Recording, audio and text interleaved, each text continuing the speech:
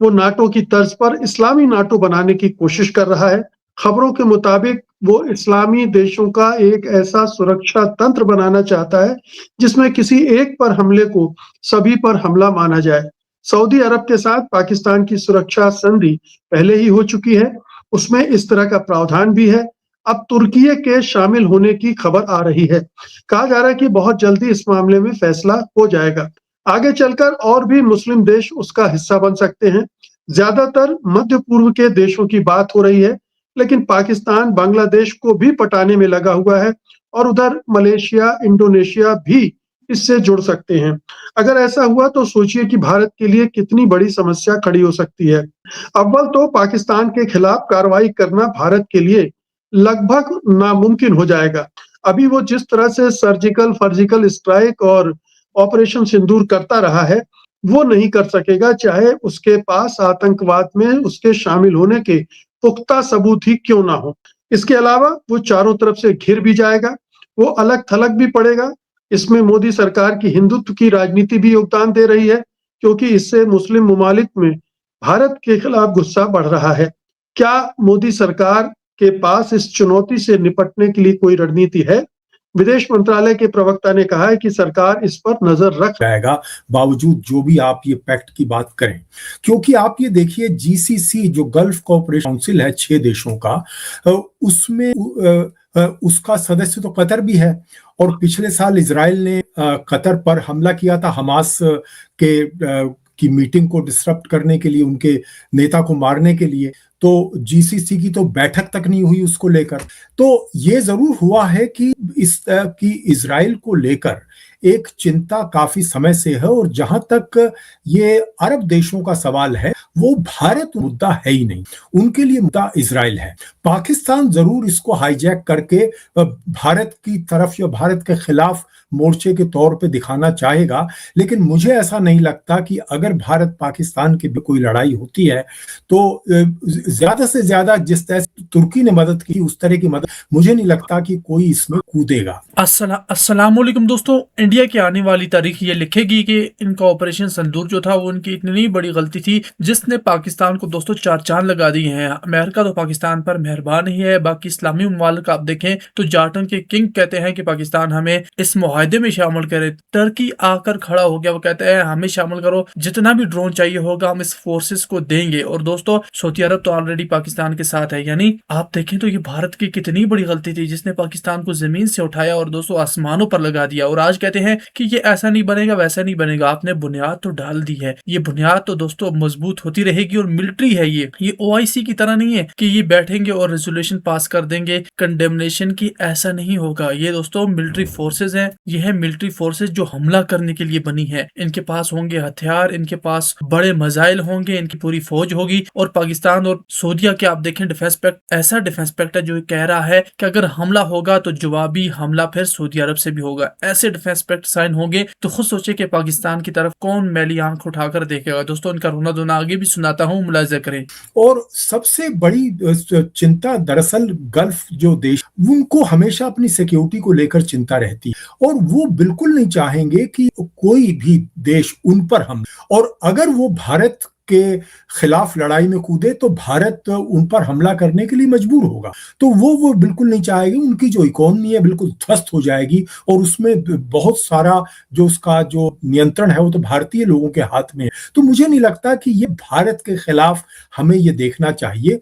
और अगर ये इसको मुस्लिम एक पैक्ट के तौर पर देख रहे हैं तो सबसे पहले तो उनको गाजा में फिलिस्तीनियों को बचाना चाहिए और इजराइल को पर हमला करना चाहिए, या जो शिनजियांग में जो वीगर मुसलमान है जिनके मिलियंस की तादाद में साथ अत्याचार हुआ है, लाखों की तादाद में मुसलमानों को मारा गया है चीन, उन पर करना चाहिए। लेकिन चीन के खिलाफ तो कोई बोलेगा नहीं। तो मुझे नहीं लगता कि ये बात दरअसल ये और जैसा कि ये पाशा साहब ने कहा, ये बहुत ही इंपॉर्टेंट बात है कि तुर्की जो कि सदस्य है नेटो का, क्या वो इसका भी सदस्य बनेगा? और ऐसा बनेगा तो क्या अमेरिका उसमें क्या खामोश रहेगा? और जो है रूस में भी जो चेचनिया और कई ऐसे, लेकिन नरेश जी, अमेरिका तो वैसे ही अब नाटो से दिलचस्पी उसकी घट रही है। वो जी अगर तुर्की यहाँ टांग अड़ाता भी है तो उसे क्या दिक्कत हो सकती है? ठीक है, आप नहीं ये नाटो के साथ भी हैं, यहाँ भी हैं और इसमें पूरे केंद्र में पाकिस्तान है। मध्य पूर्व की चुनौतियाँ या चीन की चुनौतियाँ एक अलग बात है। लेकिन पाकिस्तान और भारत इनके बीच में एक नया समीकरण इससे बनता है।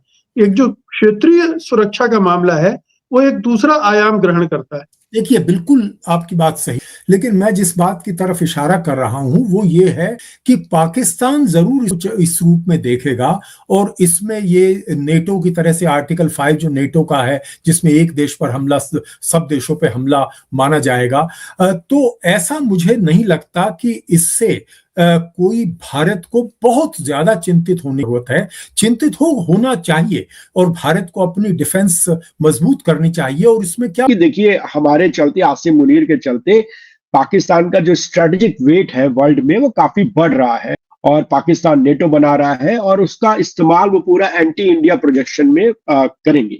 और चिंता का विषय देखिए, थियोरेटिकल लेवल पे चिंता का विषय है। अगर कोई ऐसा पैक्ट पाकिस्तान कर रहा है ऐसे देशों के साथ जिनके भारत के साथ भी ठीक ठाक संबंध है, सऊदी अरेबिया का तकरीबन 40 बिलियन का इन्वेस्टमेंट ट्रेड है, हमारा 10 बिलियन का उनका इन्वेस्टमेंट है देश में। टर्की के साथ हमारा ट्रेड सरप्लस है, हम थोड़ा ज्यादा ही ट्रेड, हमको फायदा ही है उनके साथ। और वैसा कोई टर्की प्रॉब्लम अभी बीच में आई थी ऑपरेशन सिंदूर के दौरान, लेकिन देखिए टर्की के साथ वापस से ट्रेड कह रहे थे कि पूरा हम ट्रेड बंद कर देंगे, वापस से स्थितियां सामान्य है। और भी गल्फ के कंट्रीज हैं, चाहे यूएई हो या कतर हो, संबंध अच्छे हैं। तकरीबन 25 लाख भारतीय मूल के लोग सऊदी अरब में हैं, काम करते हैं, तमाम और खाड़ी के देशों में भारत के लोग हैं। तो ये पैक्ट डेफिनेटली पाकिस्तान इसको प्रोजेक्ट करेगा, पाकिस्तानी आर्मी इसका इस्तेमाल करेगी अपने पॉलिटिकल के लिए अपने देश के अंदर। लेकिन एंटी इंडिया पैक्ट ये सऊदी अरब के लिए एक एंटी इंडिया पैक्ट है, मैं नहीं मानता हूँ। टर्की इसको एंटी इंडिया वो करेगा, मैं नहीं मानता हूँ। और इंडिया इनके लिए कोई थ्रेट नहीं है। एक थ्रेट इजराइल का है जो वेस्ट होगी अगर ये इस्लामी नाटो गति पकड़ता है। देखिए कोई भी अगर अलायंस ग्रुपिंग बनता है तो उसके पीछे कॉन्टेक्स्ट रहता है, उसके पीछे कोई बैकग्राउंड है, तभी इस तरह के ऑर्गेनाइजेशन का जन्म होता है, इस ढंग के सोच का जन्म। नेटो जब 1949 में बना तो एक सोच थी कि सिक्योरिटी देना, और अमेरिका उससे जुड़ा, और अमेरिका एक ओवरआर्किंग सिक्योरिटी यूरोपियन कंट्रीज को देने के लिए तैयार हुआ और उस सोच के तहत नेटो बना। अब इसे नेटो कहना ही गलत है, जो इस्लामिक नेटो बोलते हैं, क्योंकि ये 3 कंट्री है, तीनों कोई पावरफुल कंट्रीज नहीं है मिलिट्री रूप में, तो नेटो कहना ही गलत होगा। क्योंकि अगर मान लिया 3 आए और कुछ माना कि कोई पावरफुल कंट्री हो, तब नेटो समझ में आता है कि इसके साथ जुड़ा हुआ। खैर, ये जो ग्रुपिंग बन रहा है, इसमें जो सोच है ये है कि अब देखिए इंडिया में भी बदल रहे। इंडिया अपने को अब हिंदू स्टेट कहलाना ज्यादा पसंद और उसी ढंग से व्यवहार कर रहा है। इंडिया का जो अलायंस है, जो जियोपॉलिटिकल सोच रहा है, वो चाहे वेस्ट एशिया को लेकर हो, चाहे और भी दूसरे रीजन्स को लेकर रहा हो, आप देखेंगे तो जिस ढंग से खुल्लम खुल्ला इंडिया अब इजराइल के साथ अलाइंड है, वो क्लियरली बोल रहा है कि जो हमारी सोच अब बदल गई। जिस हिसाब से इंडिया अब खुलकर एक हिंदूवादी राजनीति कर रहा है, और जितने भी इसकी इंटरनल पॉलिटिक्स हो चाहे और एक्सटर्नल पॉलिटिक्स हो, सारे में वो सोच रिफ्लेक्ट करता है एक मेजॉरिटेरियन थिंकिंग की। अब ये जब आप रिफ्लेक्ट कर रहे हो, जब आप खुल्लम खुल्ला एक इंडिया दक्षिण एशिया का सबसे बड़ा मुल्क, वर्ल्ड का वन ऑफ द लार्जेस्ट, जिसके आप पूरे रीजन में एक स्टेबिलिटी बना रहता है, अगर बिल्कुल। तो पाशा साहब, मेरा ये जो भी डेवलपमेंट्स हो रहे हैं, हम उसे अभी चाहे भले ही इस तरह से न देखें कि एक बहुत पावरफुल अलायंस बनने जा रहा है, लेकिन इसने एक स्थिति ऐसी निर्मित कर दी है जिसमें भारत जो जब चाहे सर्जिकल स्ट्राइक कर लेता था, धमका देता था, घर में घुस के मारेंगे इस तरह की भाषा में बात कर लेता था, अब वो स्थिति नहीं रहेगी।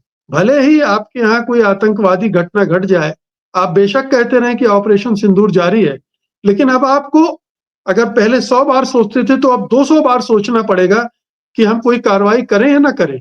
अनम्यूट कर लीजिए प्लीज। जी मुकेश जी, आपने बहुत दुरुस्त फरमाया, क्योंकि ऑपरेशन सिंदूर अगर आप बारीकी से देखें, जो भी मिलिट्री डिफेंस और पॉलिटिकल लीडरशिप, चाहे प्राइम मिनिस्टर हो, राजनाथ सिंह हो, फॉरेन मिनिस्टर हो, वो खुलेआम कहते थे कि हम पाकिस्तान ऑक्युपाइड कश्मीर को लिबरेट कर रहे हैं। और जिस तरीके से गोदी मीडिया प्रोपेगेंडा किया कि हम कराची पहुंच गए, लाहौर पहुंच गए, ये कर लिए, वो कर लिए, तो ये जो है बात, मैं खाड़ी और दूसरे इस्लामिक जैसा टर्की देश है, वो बारीकी से पढ़ रहा था, गौर कर रहा था एडिटोरियल। तो ये जो है गोदी मीडिया को वर्बाटम वो प्रिंट कर रहे थे कि एक इस्लामिक देश, न्यूक्लियर पावर को अब इंडिया तहस नहस करने पे अड़ा है। और पहले ही जो 71 में घटना हुई बांग्लादेश की, उसके अभी घाव जो है वो अच्छी तरह से वो इस्लामिक स्टेट में सूखे नहीं है, जैसे सऊदी अरब परेशान है। तो ये लेके, और जो भी हमारे मित्र संजय कुमार और आप भी जो बताए, ये डोमेस्टिक पॉलिसी, देखिए जो बीजेपी के एक लेडीज स्पोक्स पर्सन थे, उन्होंने प्रॉफिट मोहम्मद के ऊपर कुछ टिप्पणी की, तो पूरे गल्फ में जीसीसी मीडिया कंट्रीज में मीडिया इतना भड़क गई, और कतर यहाँ तक धमकी देने लगा कि वो एलएनजी का कॉन्ट्रैक्ट कैंसिल कर रहे हैं बोल। तो ऐसे कम्युनल और मेजोरिटेरियन पॉलिटिक्स जो मोदी साहब कर रहे हैं, ये domestic roots of foreign policy बढ़ गए हैं। ये वही अपनाना चाहते थे लंदन में, कनाडा में, अमेरिका में, और आरएसएस और बीजेपी के ग्रुप्स जहां भी ये रैलीज को एड्रेस करते थे, ये प्रोमिनेंट रोल अदा करे वहां।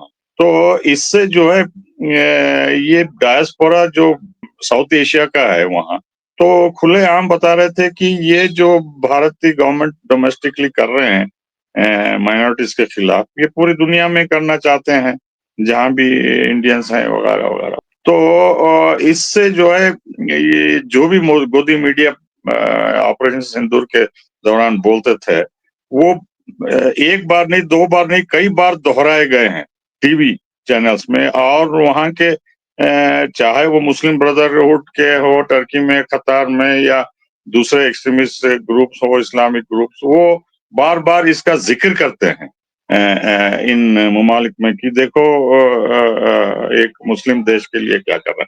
हाँ, मैं ये भी बताना चाहता हूँ कि ये यूनिटी नहीं है इस्लामिक स्टेट्स में। जैसा आप ओआईसी में देखते हैं, अगर सऊदी अरेबिया इसमें जमता है, तो मेरे ख्याल से बहरीन और यूएई और मोरक्को और जॉर्डन इसमें कुछ लेना देना नहीं करेंगे। वो इजराइल के हक में होंगे, अमेरिका के साथ रहेंगे, और उसी तरह जो है आप डिवाइड कर सकते हैं कि कौन कौन शामिल हो सकते हैं और कौन इसके खिलाफ भी हो सकते हैं। जैसा यमन में देखा जा रहा है कि सऊदी अरेबिया और यूएई खुले आम डिफरेंसेस हैं एडन को और एसटीसी को लेके। तो ये जो है struggle for power for Islamic leadership मेरे ख्याल से बेसिकली है। और मैं याद दिला दूं अपने व्यूअर्स को कि ये मुझे याद आता है central treaty organisation, Baghdad pact जो था 55 में, उसके बाद सेंटो बना, और जिसमें टर्की, ईरान, पाकिस्तान और दूसरे देश भी थे। उससे हमें कुछ खास डर नहीं था, लेकिन 65 की जंग में और 75 की इंडो पाक जंग में ये सब देश पाकिस्तान को हथियार देने लगे, फाइटर जेट्स और गोला बारूद और आर्टिलरी शेल्स और जो भी पाकिस्तान को चाहिए। यहाँ तक के पाकिस्तान के फाइटर प्लेन्स ईरान के हवाई अड्डे में सुरक्षित थे वहां, तो टर्की ने भी काफी मदद की। तो अगर ऑपरेशन सिंदूर जारी रहेगा या भारत कुछ करना चाहता है in spite of so called Islamic NATO वगैरह, तो ये जो F-35 की बात हो रही है सऊदी अरेबिया में या यूएई में या टर्की में या दूसरे वेपन्स वगैरह सब, तो मिलिट्री प्रोडक्शन का इनका नंबर 1 एजेंडा है कि सब तीनों देश मिलके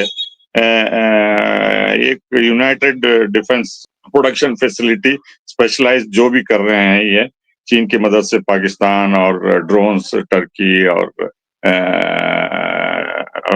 सऊदी अरेबिया भी कुछ और देशों से। तो मेरे ख्याल से ये बारीकी से देखना होगा और हमें ज्यादा चिंता जताने की जरूरत नहीं है, क्योंकि इस्लामिक नेटो का मतलब है सभी 56 देश इसमें शामिल हो जाएंगे, लेकिन कुछ चुने हुए देश अपनी सिक्योरिटी के लिए ये आ रहे हैं और मेरे ख्याल से टर्की अब चूंकि इजराइल ने मना कर दिया उनकी